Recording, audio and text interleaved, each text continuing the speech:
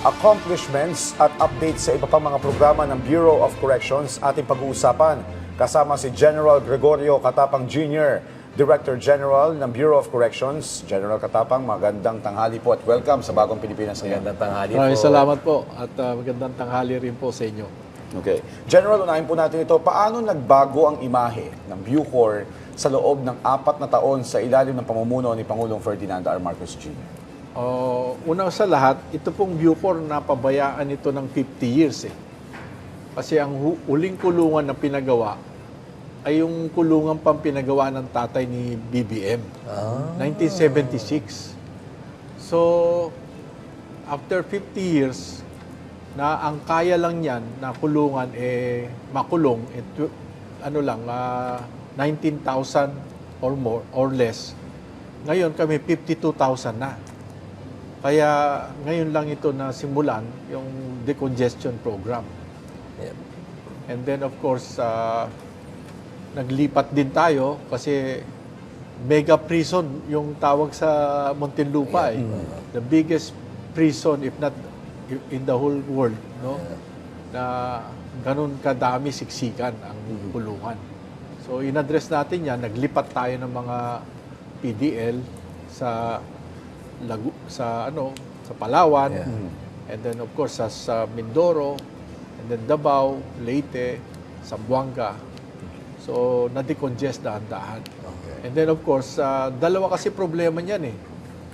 Ang problema mo, yung PDL na nagsisiksikan. Ang problema mo rin, yung mga tauhan mo na nagkaroon ng sariling kultura na to its own. Dalawang klaseng corruption na nangyari dyan. Yung corrupt na didilihensyahan yung PDL, and then yung corrupt, yung kumukurap pagka nakakita ng pagkakamali. So, pumipikit na lang para kasi bawa ikaw may sarili kang diskarte, hindi mo pwedeng pakialaman yung diskarte niya kasi sila nagpapatayan.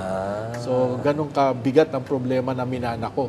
At saka, yun nga, after 50 years of neglect, you name it, kung anong organization may problema, meron ng Bucor. So, tine-turn around natin, in 4 years time, na-decongest na natin, dati 300 to 350. Ngayon, 200% na lang yung congestion. And then of course, napalaya natin, ito, milestone ito, legacy ito ng ating mahal na Pangulo. Yung first 3 years niya, ang napalaya niya, 30,000 na. Pero yung 6 years na may pumasok na mga term ng mga previous president, nung buong 6 years nila, 21 lang. So si Presidente, 3 years pa lang, abante na siya. Lamang na siya ng 9,000 ang pa-release. So, mapaparelease pa natin lahat yung mga succeeding. Madidecongest natin through palaya and then bilis layan tawag. Kasi ngayon, nabigyan ng good conduct and time allowance. Dati, wala eh. So, because of that, dumami. Ngayon, as of now, as of last count, 32,000 na tayo. And then, ang target ko every year, mga 10,000 kada isang taon na papalaya. Yun sana yung follow-up question ko, yung ano yung basis ng pagpapalaya. Pero nasagot naman ni General Katapang because of the good conduct. Pero isa sa mga highlights na nagawa ho ng Bucor ngayon is yung decongestion nga ho, General Gaines, sabi nyo. Ano yung naging epekto ng pag-redistribute ng mga PDL sa iba't ibang kulungan at sa pagpapabuti ng pamamahala at na siksikan na jail management natin? Opo, yung unang-una, itong New Bilibid Prison sa Muntinlupa, i-ano natin to, i-repurpose. Napatituluhan na natin ito. And then, of course, we will create a new global city. Kasi ang plano ni Presidente dyan, magkaroon rin ng government center and government housing south of Metro Manila. Kasi nga, ang maganda, may one-stop shop rin, lahat ng departments. May cluster kaming ginagawa, social services and health cluster, national security and defense and peace and order cluster. Parang magpo-propose kami na magkakasama na sila sa isang location dahil malaki naman yan, 375 hectares yan. Para lahat ng pupunta sa Metro Manila, magpa-follow up ng mga dokumento o may gustong kausapin ng gobyerno using a technologically driven government center, they can just go there and then ask somebody to accommodate them, mga kung anong clearances, and then if they want to talk to any government official, even if yung government official on the road o nasa travel abroad, pero because nga may one-stop shop, he can talk directly para hindi na tayo, we will help in the traffic problem Yes. dito sa south of Metro Manila, lahat doon na lang Yun nga yung pupunta. babanggitin ko, General, kasi malaking bagay kaginawa sa mga taga Muntinlupa. Imbis na bumiyahe, papunta doon sa mga ahensya, dito sa Quezon City, sa Maynila, Opo. magkakaroon kayo ng centralized services doon para sa government agencies. Now, eto naman po, General, sa inyong pananaw, paano naman po nakatutulong o nakakatulong itong bagong pasilidad sa Palaya, Nueva Ecija at Puerto Princesa, Palawan sa layunin po ng rehabilitasyon? At kamusta po ba yung estado natin ng redistribution? Opo, yung ng mga sa PDL? Palawan na nagpagawa tayo ng additional facilities doon, natutuwa naman po yung mga PDL. Sabi nila maaliwalas, unli raw yung tubig nila. Yeah. Kasi doon po sa Muntinlupa, baldi-baldi lang. So, very fresh. Natanaw nila yung bundok. Ang reklamo lang nila, gusto nila na yung idalaw, yung bisita. Kasi yung nilipat ko naman sa Palawan, hindi na po nabibisita yun eh. Ng mga kamag-anak Kasi nila malayo, kasi malalayo, tawid dagat o tawid island. And yung ginagawa naman natin sa Nueva Ecija, ayun naman po ay in the future, yung pong mga tiga Luzon na north of Luzon o north of Metro Manila, doon na po sila ikukulong para mabisita sila ng mga kamag-anak nila na tiga Manila. And then meron lately kaming ina-arrange dito sa bandang Siniluan, Laguna na 500 hectares south of Metro Manila naman para nung naman tiga Luzon na south of Metro Manila doon naman mag-stay. And then of course meron tayong Visayas, Mindanao. So regional, yun ang gusto ni Presidente. Regional po para yung lahat ng mga kamag-anak na gustong bumisita sa kamag-anak nila mapapabilis yung kasi pag nakikita na bibisita sila ng kamag-anak nila, lumalakas yung loob nila na just hold on. May araw din na lalaya kayo. Opo. So, ano yung gaya ng binabanggit nyo kanina, na i-repurpose itong property na to, ano yung kahalagahan ng market consultation para sa lease and development ng New Bilibid Prison Reservation at paano ho ito makakatulong sa sustainable development ng properties ho ng Bucor? Opo, yung nga pong 375 hectares, ang gusto nga ni President yan, gumawa ng government center, may government housing, and then may commercial area. Kasi po, it will, pag sabi nila, pag maganda po yung aming market sounding o may gusto magrenta dyan, kahit hindi binebenta, mga 1.6 to 1.9 billion sa lease earnings lang po. And then forever na po yun kasi hindi na po naman natin ibebenta yung lupa. So, and then available pa yung government center and government housing. No, kung investor ka, you learn your lesson from BGC, Unahan mo na kaagad dito kasi yung BGC dati kaya katakot nila kampo to baka nakakatakot mag-invest dito for the properties pero look at BGC now. Yes. Well, General, paano naman po ginagamit ng Bucor ang lupain ito para maging mas makabuluhang bahagi ng ekonomiya at pagpapalakas po ng sa usapin naman ng food security ng bansa? Yung nga po, na-discover ko nung umupo ako, may mga ang lalaki po ng lupa ng Bucor. Pag pinagsama-sama mo, mga more than 40,000 hectares. So sa Palawan lang po, sa Iwahig, we have about 32,000 hectares na pwedeng prison farm. It will generate food. And then of course, meron din tayo sa Mindoro na 8,000 hectares na pwede ring food security. Kasi ang tingin ko, ang development na kailangan mangyari sa bansa, yung Region 3, Region 1, 2, 3, Cordillera, na fully developed na siya. And then Region NCR, fully developed na rin. And then Region 4A, Cavite, Laguna, Batangas, fully developed na rin. Kailangan yung expansion natin ng development going southward na. So, ang focus namin, because we occupy 2 main islands sa Mimaropa, Region 4B, ang gusto namin, i-fully develop naman yung Palawan, and Mindoro.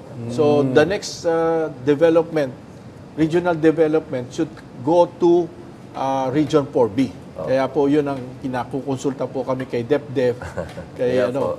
para po suportahan po yung, sabi ko, kung pwede po sana, i-extend nyo po yung Luzon Corridor. Yeah po. Luzon Economic Corridor kasi napakalaki po ng potensya ng Palawan. Yeah po. Magamit natin. Well, anyways, talking about food security, and I think this is something peculiar ho sa Pilipinas. No? Never ako nakarinig nito. Gusto kong kamustahin gaano kalaking tulong naman po yung agricultural project sa Sablayan Prison and Penal Farm bilang isang food production center. At kamusta yung operation Opo. dito? Lately po, nakikipag-coordinate kami sa Department of Agriculture. They are putting up the irrigation and the food storage para po yung lahat ng produce natin sa Mindoro, madadala dito sa Metro Manila. And lately, nakikipag-ugnayan din sa akin yung Department of Agriculture. Magtatayo sila ng Divisoria area doon sa Muntinlupa para lahat po ng produce coming from Southern Luzon, doon po ang baksakan. And then, of course, maglalagay rin ng cold storage para kung may mga kalamidad dito.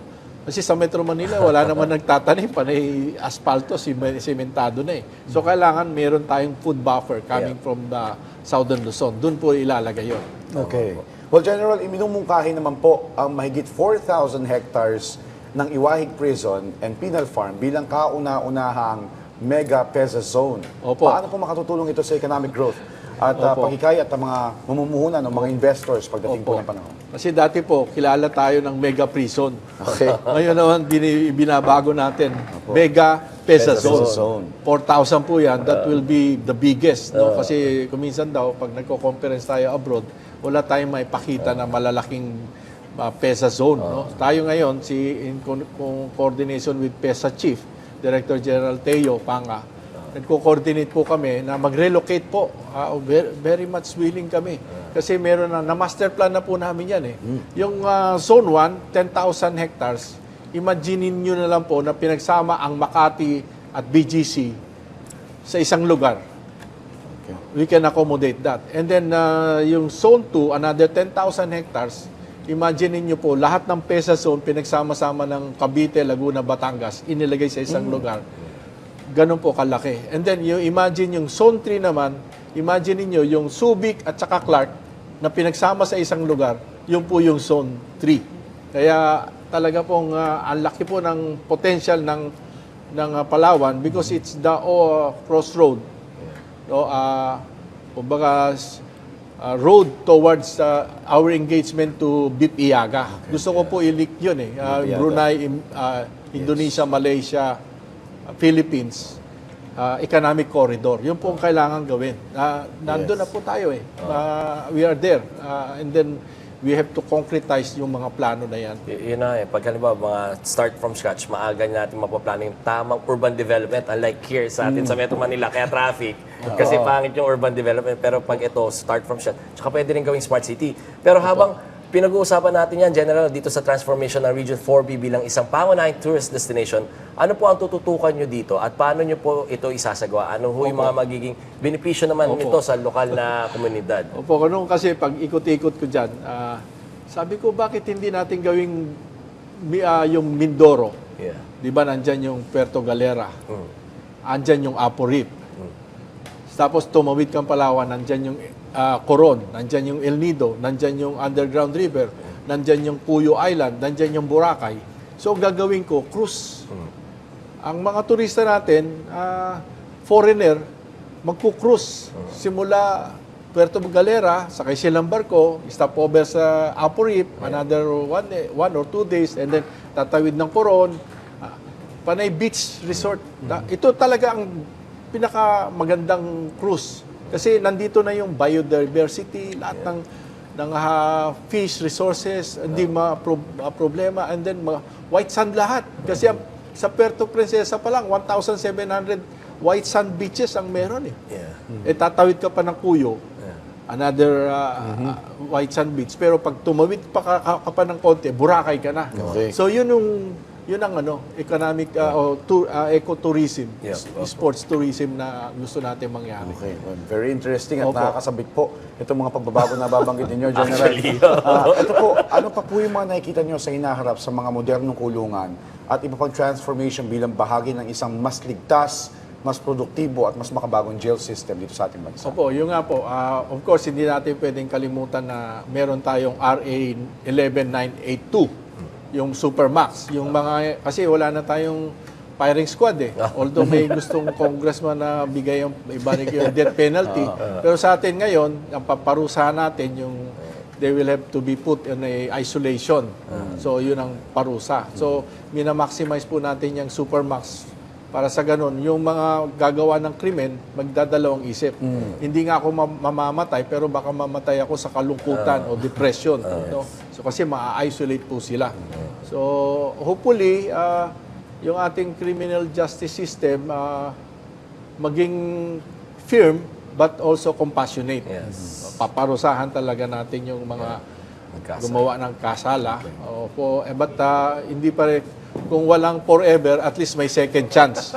Yung ating mga, kung hindi naman sila forever makukulong, at bibigyan natin sila na may second chance na makabalik sa ating lipunan ng reintegration program.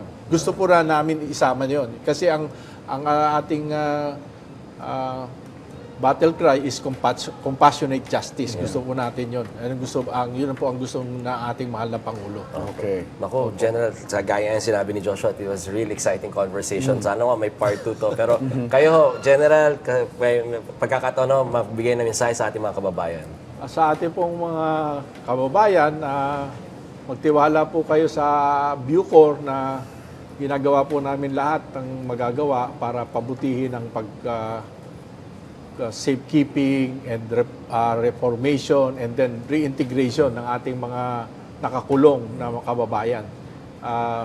We are really a society of compassionate justice, and I think this will be a legacy of our President na siya lang ang nakapag-turn around ng napakalalim at napakalawak na problema ng Bucor. So, mabuhay po ang ating bayan, mabuhay ang Republika ng Pilipinas, Happy Independence Day, bagong Bucor sa bagong Pilipinas. Maraming salamat po sa inyong oras, General Gregorio Katapang Jr., ang Director General po ng Bureau of Corrections natin. Good afternoon po, sir. Thank you po. Thank you, General.